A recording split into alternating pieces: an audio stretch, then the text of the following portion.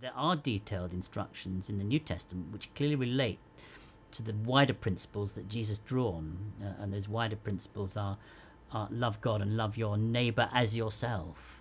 And for me, loving God means caring for the creation, accepting God as my Lord and Creator, using the gifts that He's given me as wisely as I possibly can. All that is embodied in loving God. And loving your neighbour as yourself is a kind of extension of that. And so the instructions then that Paul gives, for example, very specifically, Jesus less so, but in some of the epistles that Paul gives, are extensions of that general principle about loving God and loving your neighbour. That's how they're working out. So I think that's the ethical framework that we can develop. And it would lead some, for example, to believe that Christians should be pacifists, because that's how they perceive Jesus's general approach, plus the way we should treat each other, just as an example.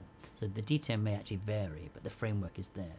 It doesn't really give us much help into how we should treat genes and so on, because because of the lack of scientific knowledge at the time, we're trying to apply general biblical ethical principles to very specific and very complicated scientific situations, and we need wisdom to do that.